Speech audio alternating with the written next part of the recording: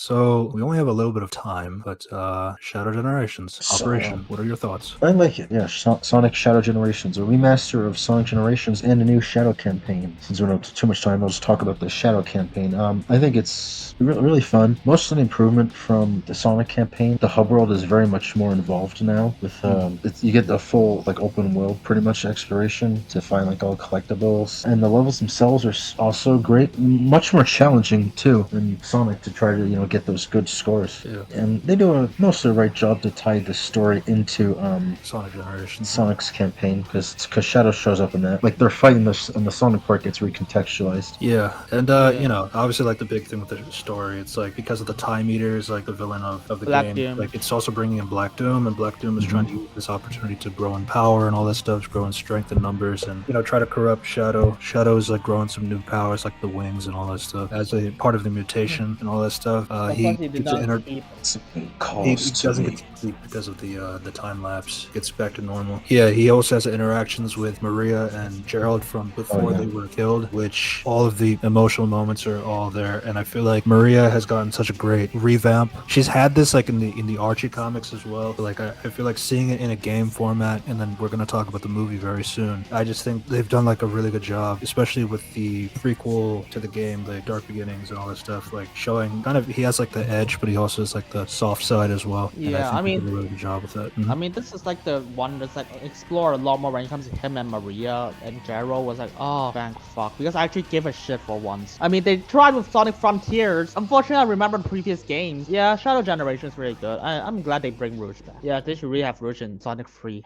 Apparently this is a hot take. Yeah, and I remember when it was rumored that Kristen Ritter's character would be that she'd voice Rouge. No, she's just for some plot device character. I really enjoyed it. Sonic Generations was like an anniversary game, so like I feel like the story wasn't super compelling to me. It was definitely more so like just enjoyed playing the levels with a 2D Sonic and a 3D Sonic. The gameplay was really fun, so it's definitely like something that keeps me hooked, and like seeing the old characters again in this new game. So I really enjoyed it, but I feel like Shadow Generations had the advantage of actually developing a story, because like people know the original games, like now you can focus on the character and the story with him, and they did a fantastic job with Mephiles in particular. I just want to exist. Yeah. God, it was so heartbreaking in just one line. Yeah, I mean, Maria's staff again, really good. Maria's Gerald's, okay, the only gripes I have is apparently you have to pay $6 for one level of DLC.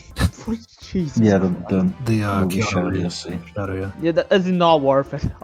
Absolutely not worth it. If you tell me that the game has 20 levels, like, yeah, sure. It was only like $5, if I remember correctly. It wasn't too. $5. It's not too bad. $5 for one level. But yeah, Operation. It was good to have you. So we got our next guest coming up. See you later. See No ya. problem. And Shaq is here to talk about Sonic 3. What's up, Shaq? What's up? Sonic 3, the third installment, after that horrible CGI monstrosity that they were supposed to use with Sonic, and then they fixed his design, and then now you got a third film. It's funny because I was reading they're planning a fourth thing. They're also planning another TV show. They're trying to see how good this movie will be produced. A lot of video game movies are doing well. Like for instance, like the Super Mario Bros. Movie did really well too. I think that's the only example. Unless you're gonna mention Borderlands. That shit was ass. Yeah, so Sonic 3. Sonic 3 is a little bit of pretty much an adaptation of Sonic Adventures 2 to a degree. Obviously with the new inclusion of Shadow. As we talked about in the Shadow Generations, it was the year of the Shadow for the Sonic fandom. So you had both the game and then this movie coming out, really hyping up the character, which, is fair. A lot of people love Shadow. I love Shadow. Do I think he's portrayed really good? I was like, When you don't think he's just supposed to be, he's just edgy. I do think Keanu Reeves' voice is almost perfect for Shadow. I didn't trust them when they chose Idris Elba to be Knuckles, but like that's kind of like funny, I guess. Mhm. But Keanu Reeves, when he's talking, like especially when he's talking about stuff he's gone through in the movie, you believe it's Shadow. I wouldn't know that's Keanu Reeves. Yeah. Yeah. You did a lot of research into Shadow. I was like, damn. yeah. That's deep. Unfortunately, I prefer game version a lot more. But, I mean, just Sonic Adventures 2, I still prefer it. If only Shadow exists in that game only. With Sonic 3, it's coming off of like Sonic, Knuckles, and Tails. Like they're pretty much really good friends at this point. That their dynamic is really fun together, and they get called up by Gun that there's this disaster happening in Japan. Like this is one of my gripes. When he was fighting Super Sonic and he knocked the emeralds out of him, he should even know how to do that. He's been on ice for like 50 years, and obviously him being able to match the strength of a Super Sonic when he's in base form. It is like I guess the only, to be fair, part is like in Sonic and Knuckles, Super after Sonic is in form, and then Knuckles just surprises him and knocks all the emeralds out of him. I guess that's a reference to that. But Yeah. Does it make sense? I don't know. No, Probably it does not. I mean, and then when Shadow goes super, he should be dominating the entire fight. They did not play the song from Shadow the Hedgehog. They played Live and Learn from Sonic Adventures 2. I'm not gonna lie, that song is peak. I was surprised that they used it, but like, yeah, it's a great Yeah. song. It sounded great in the film. Yeah, I mean, it's fun. I mean, I enjoyed it, but I can hardly call this like amazing. Sonic is a pretty decent trilogy.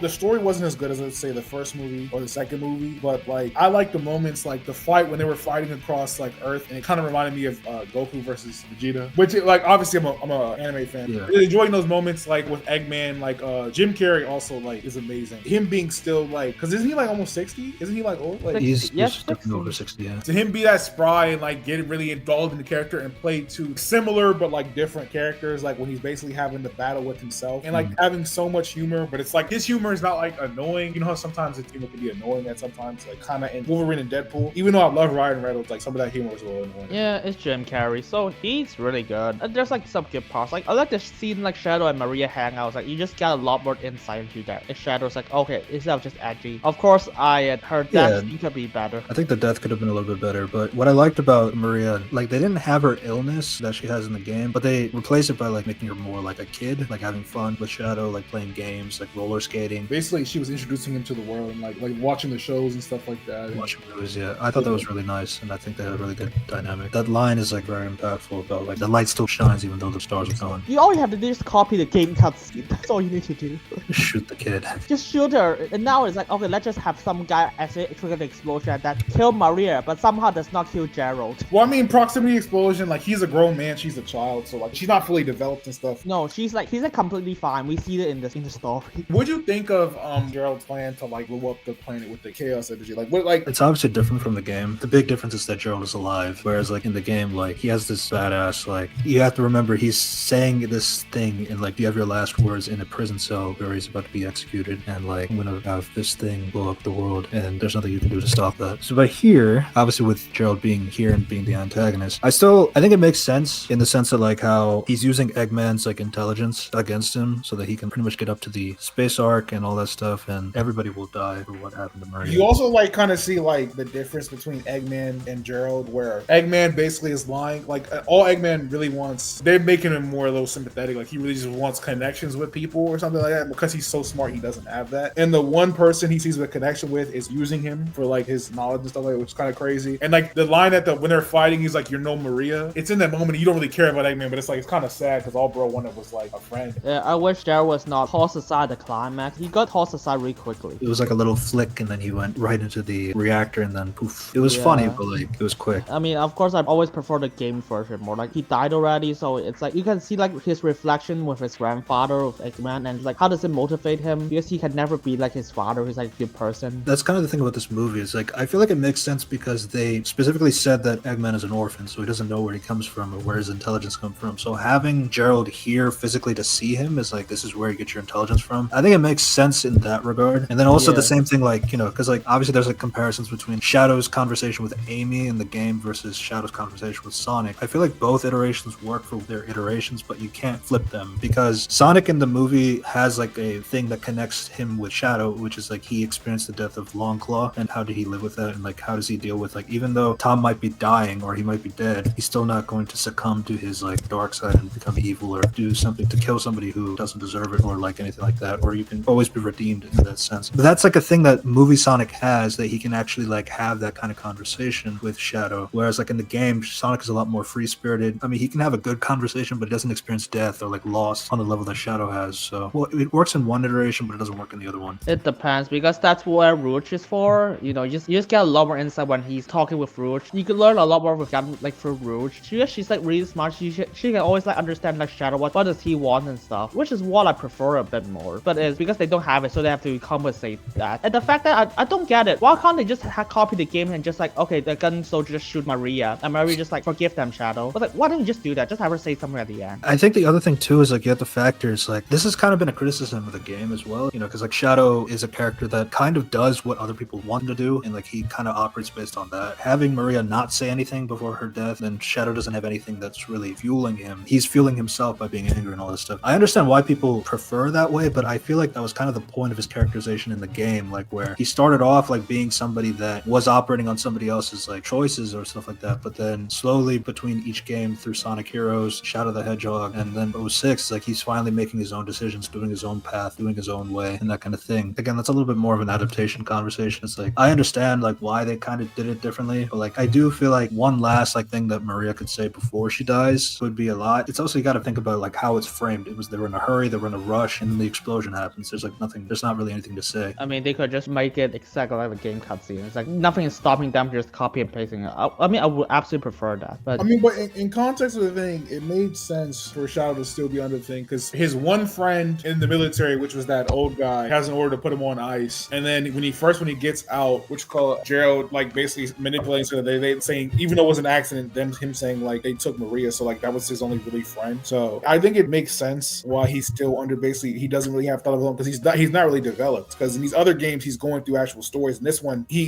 gets out of a tank for like I don't know like let's say a month, and then Maria dies and he goes back in for 50 years. So he's not really like lived his life. Obviously, like being a fan of Shadow and all that stuff, you know, obviously just playing like Shadow Generations, all that stuff. So you see like a lot of comparisons. I still feel like the movie did the best that it could with handling his character in a way that it makes sense for it to be a reflection off of Sonic, because like Sonic is kind of like, what if you don't have Tom or your friends? Like, how would you end up? And like that was part of the marketing as well, where they show like Sonic, and then if you had like that kind of life, they turn the shot to Shadow and the broken glass and all that stuff. Thematically, that's kind of like what they're going for. They did tone down the humans like a lot. Even Tom and Maddie are like in like sidelined 3-4 scenes. Yeah, they just like had some infiltration bullshit. It was like just tell them, was like they can't just like, hey, gun soldiers, they can go steal your stuff. Yeah, I mean, I thought that was fine. That one guy when Sonic had to get the Chaos Emerald, that one guy from the Knuckles show. yeah, Wade. Yeah, that was. He's actually in all 3 movies. I haven't seen a Knuckles show. Just that interaction alone, I don't like it. But it seemed corny as shit. Like that didn't make me laugh. God, if I explain the Knuckles show to you, it's like basically it's not a Knuckles show, it's a Wade show featuring Knuckles, and basically he has to teach him like how to be the way of the echidna because the plot said so. That dude wasn't even funny though. Is it at least humorous? I'd give it like 10%. I just saw this guy appear again. I was like, oh, I've trusted this powerful warrior who was playing fucking hockey with the Emerald. Seriously, Knuckles? This is the guy who shoots with the Master Emerald? Sometimes like they have scenes of like Knuckles calling, hey Wade, so I'm not going to be in this episode, but this is what I want you to do. Basically that's it. That's the extent of Knuckles like appearance in some episodes, and then it's just Wade doing whatever Knuckles told him to do. I don't know. It's like why greenlight a show if you're not going to use the title character? I don't know, because they realized, oh shit, money. That's what I'm worried about with like a Shadow show. It's like Shadow has like a lot of history that you can use, but like will they have the budget to do that? Now I feel like they won't make that mistake. I feel like Shadow's more of like a what I heard about the Shadow show is it's a Shadow show, but they said that depending on how good this movie does call it worldwide, it might turn into a movie. I think it's a good move. That should be. I mean, just adapt Shadow the Hedgehog game. Just have him fight Black Doom. Yeah, let's just tone down the fucking edginess and the guns and all this stuff. I mean, he had a gun in the movie though. He did have a gun. The gun in the movie, but at least it was at one time. If it's an energy gun, you can have a gun. So I don't really like. Yeah, that's true. I'm sad that they did not reference like Ryuku from like Kill la Kill. Apparently, in game canon, his favorite anime is Kill la Kill. I mean, he did a Kira slide though. He did a Kira slide. To do the Akira slide. Oh, I did talk about Sonic a bit. Knuckles and Tails didn't really get that much to do. Knuckles was cool. He came in clutch. I fuck with him. He's still funny because he's unserious. Tails just kind of was a little bit of a bitch. I know he's like a kid, but come on now. He did try to save Sonic, especially in that moment when they were he thought Sonic and Knuckles were about to fight, and like he's kind of like sitting there like no, like yes, like it's the drunk parents are fighting meme. I mean, I like the Knuckles save Tails and Sonic after Tails failed to save Sonic. That's a good one. Even though it's a bit contrived, I think. Also, when they're trapped with the gravity stuff and Knuckles comes in and like smashes through the glass, is like I thought that was cool. What'd you think of that whole the Eggman laser scene? I thought it was humorous. The entire time I was like, okay, you did not protect your face, you dipshit. It was something to think about, like all the dancing. It's like it's just not going in your faces at all. But yeah, I mean I had fun. I mean I was watching it in the theaters and everybody else was like laughing. So you know when everybody is having a good time, it's like it's good to have a good time. I think it's fine. I'll talk about my problems with the movie. It's like Unity, like that's the things like when you're adapting like video games, which is 20-30 hours of content, getting that into 2 hours, the movie would have to be much longer. I feel like the other detriment is like because I know the game, so it's like when I'm thinking of the story, oh it's gonna go that way, but then it doesn't go that way, or it's like if that was there it would have improved it a little bit, but like it's like a hard thing to discern, and like I would have to see the movie again, and I don't mind to do that. I do like the movie as it is. Yeah, but that's a little bit more on the Shadow side. Like I still feel like because obviously it's not just Shadow, it's like it's a Sonic movie, like and how does Sonic tie into it with the Shadow story and all that stuff. So I do think they did pretty decent with that. Their conversation on the moon is pretty much one of the highlights. fights. The space fight scene where you see the difference of like powers between Shadow and Sonic, and Shadow's doing like the little arrow thingies that are like the chaos control arrows or something like that. That was cool. Chaos Spears. And then they also had like the shots from the game, like you have the epic dap up where they turn to super forms, and you have like where they zoom past each other in the kind of a bit of a fourth wall break, but you know, it's a classic image. I mean, there's a lot of good payoffs, like Shadow Coco died. Yeah, I just wish they didn't reveal that he's like alive. I know he is alive, that's not what I mean, but like I wish they didn't do that. Like you wanted to be a hint for Sonic 4. Like yeah, like without the mid credits. Alright, so speaking of the hint, what'd you think of the Metal Sonic Amy thing? I don't know how to feel. I like Amy's introduction. I do not like Metal Sonic's introduction.